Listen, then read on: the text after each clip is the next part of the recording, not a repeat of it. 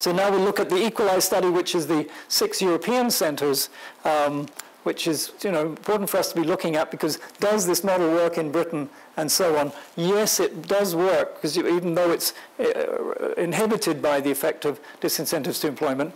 But again, in the European studies, dramatically more people worked at least a day. If they got the intervention, they worked many more hours. They held the job for longer. They're much less likely to drop out. And, nice one here, less likely to be admitted to hospital, quite substantially less. So here again, we've got work helps people recover from schizophrenia. And the percent of time in hospital is less. Again, work helps people recover from schizophrenia. So that's good, because it's close to home and it's recent, and it's a sign that things are happening in Europe, and maybe they'll be sending you supported employment teams here in Birmingham and beyond soon. So if you look again at the employment rates in the high disincentive sites, the results were less good. In the low disincentive sites, the results were much better. 82% of the sample in Sofia ended up working. 62% of the Italian sample ended up working. Isn't this magnificent? So who would like to hear a little bit about social firms? And I mean, I love to talk about this because let's see what happened. I went to Trieste, like many people here have, and I saw the social firms that they created there. Essentially, this was the where the whole concept was developed when Basaglia was moving people out of the asylum quite late in the day, in the late 60s, I guess, moving people out of the asylum in Italy and into the community. He said, well, we can't just chuck them out.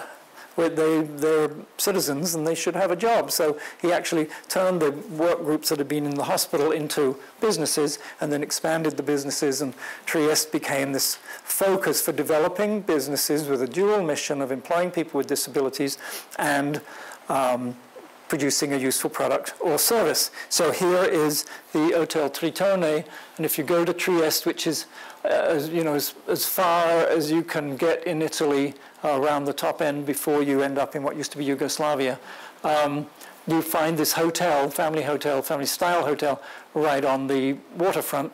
Let's see what we can remember. Besides the hotel, there's a restaurant, there's a T-shirt printing business, there's a whole printing and bookbinding business. They have a stage troupe, they have a radio station, they have a remodeling business, remodeling apartments around the town. They have a moving company, thank you. But now, this is the amazing thing.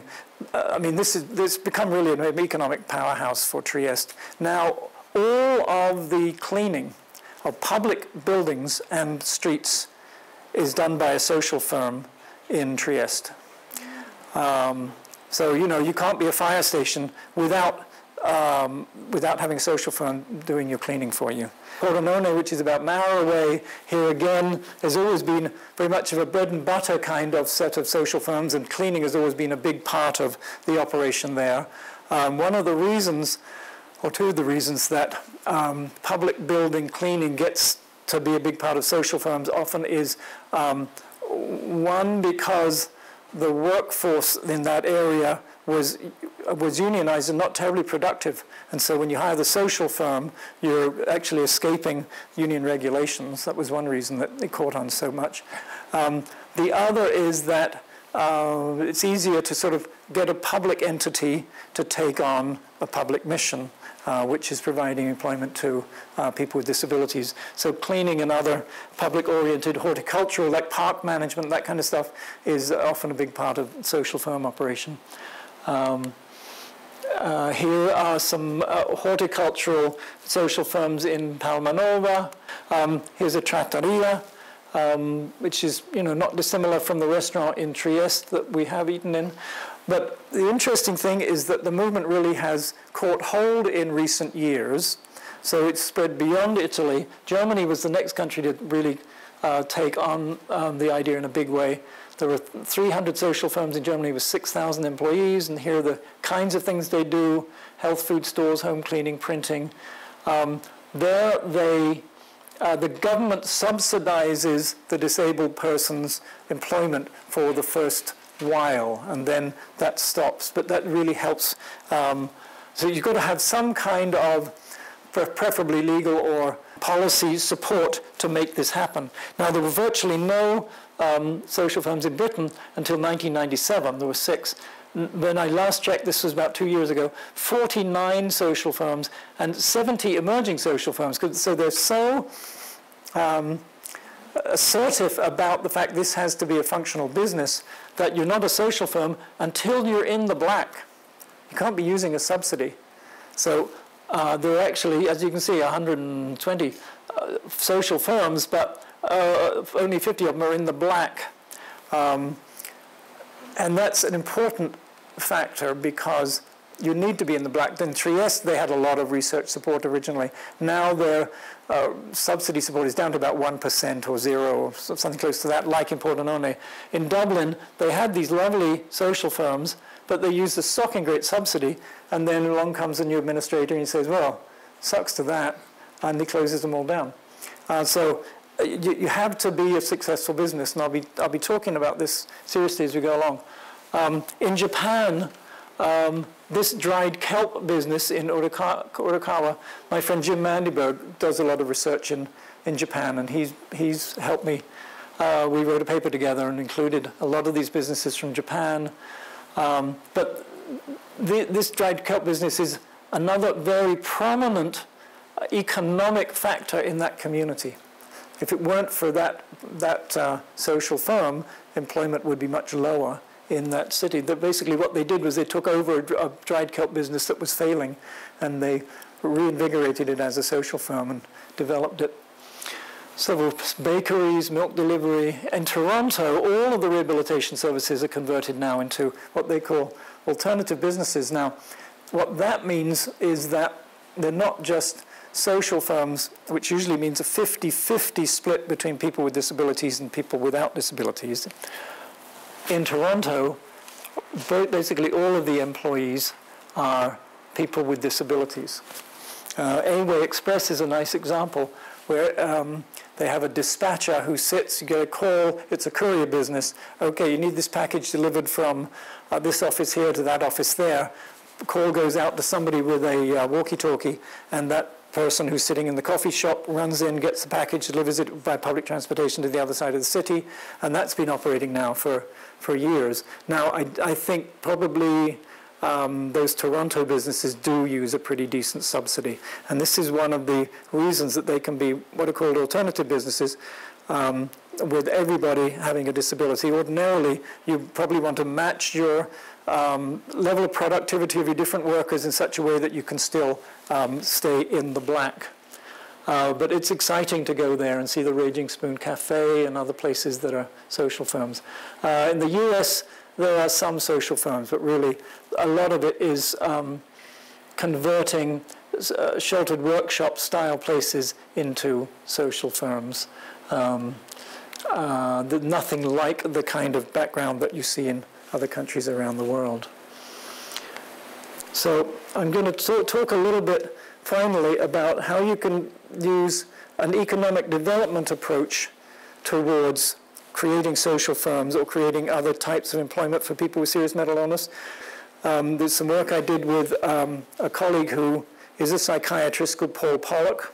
He developed a great service in Denver, and then more recently he went on to economic development in the Third World, and he was Scientific American Man of the Year for global agriculture a couple of years ago. He's developed ways of helping poor people in third world countries like Sri Lanka and Vietnam and China develop products that help them with their own economic revival, especially these days irrigation projects where the irrigation product is made locally, sold by local people, sold to local people, used locally, and increasing the income of peasant farmers dramatically. So I talked to him about how we could help advance the economic situation of people with mental illness in Colorado. And he says, well, first of all, you've got to talk to people and find out about their income. So we did that. We interviewed 50 people about their income. Now, I've reduced it here to one little graph, consumption of goods and services by people with serious mental illness. So this is what people either pay for out of their pocket or are provided, and so in a sense they're consumers of a certain product or service. Psychiatric treatment, this is out of their pocket or from their Section 8 rent subsidy. Rent, their expenditure on food, their expenditure on medications, some of which they pay for themselves, but nevertheless they decide where they take that business. Transportation, meals out. And so this can suggest to one areas where the buying power, the spending power of the person with mental illness can be turned into a source of employment or economic benefit. Psychiatric treatment. We could be employing people with mental illness in the provision of treatment services or various kinds of services within the mental health system. We'll look at that. Rent. We could be helping people with serious mental illness develop housing cooperatives and holding down their rent. It hasn't been done terribly successfully, but it has been done. Food. We could be developing food cooperatives or cheap ways of putting on meals for people with mental illness. The Psychosocial Clubhouse essentially does that as part of their product, is put on cheap meals for people with mental illness. Medication, I'm going to come to that one. This is one of my favorite projects, and so on. So you could look at consumption and how to turn it to the person's benefit. So people with mental illness employed in service delivery at the Mental Health Center of Boulder County. This is turning the expenditure on psychiatric services to the benefit of people with mental illness. People there over the years have been employed as case manager aides, and there's in Colorado there used to be an excellent training program to train people with serious mental illness to be case manager aides. And after 6 weeks of classroom education, they got 6 months of on-the-job training, being placed in a job training spot out in the community mental health arena, and then getting employed as a case manager aide, as a whatever number of hours, it doesn't matter, but as a full employee with full benefits and the usual rate of pay. And they, over the course of several years, they trained well over 100 people and placed them, and after several years, 80% were still employed in that job or a similar one. Some people go on to be therapists or psychosocial clubhouse staff, job coaches, research interviewers, which I'm sure you do here, residential staff in residential facilities, employed in the records office. There's no problem with confidentiality. This is an employee. The employee has to adhere to confidentiality like anybody else would.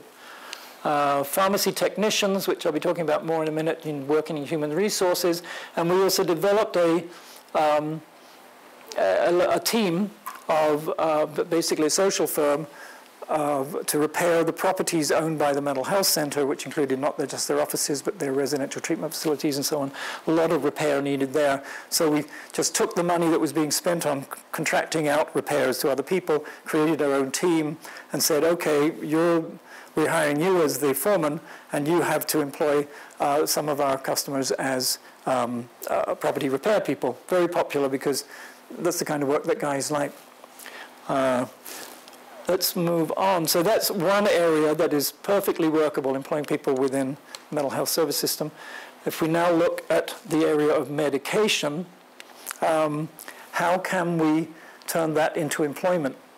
Well, Paul Pollock and Lauren Mosier and I and Jim Mandyberg got together, and Jim Mandyberg suggested that we could create a consumer-oriented pharmacy that would employ people with mental illness as pharmacy technicians and would supply the medications specifically to people with mental illness. Much better idea than going into the high street pharmacy where if you've got a mental illness and you're picking up your Risperdal, they're going to shy away from you rather than educate you specifically about the use of that medicine. So refined services around medications for people with serious mental illness, employing people with mental illness. And of course, Paul Pollock, being the guy he is, says, and what's more, we'll franchise it. So I want to tell you how that worked out. We opened the first one of these pharmacies in the Mental Health Center in Boulder. We basically managed to pull it off by by developing information about how much business was going to just one pharmacy in Boulder from our customers, and then opening our own pharmacy, transferring the business into that pharmacy. It's located right in the mental health center, so of course people use it because it's much more convenient there and they're getting much better service. We were just hoping it would break even, and within the first year it would made a profit of $10,000, then $20,000, and that money can be used in any way you want to. Now, in this case, it's in a mental health center, and the money generates more services for people with mental illness. It could be done by an advocacy group. It could be done by Mind or somebody like that. They develop the pharmacy next door to the mental health center. The customers go there, and then that money, that profit, if you make it, can be used to underwrite other social firms that are less productive. There are various ways that you can take essentially an idea that is very good, but actually makes a shocking great sum of money, and will help underwrite other ventures that you might have in mind. So what we did, in fact, was we did franchise it. Before I left the Mental Health Center of Boulder, we had franchised one other pharmacy, and we basically set up a structure where it's co-owned by Boulder Mental Health Center and the other mental health center for 3 years, shared the profits 50-50, and then the partner agency assumed full ownership. And I can't say whether the big part of the mission, which is to continue to employ people with mental illness, continues in the second pharmacy, because I'm not there anymore. I know that it continues in the first one. But other parts of the mission, which are to provide a better service and to provide the cheapest source of the medicines in town, do continue.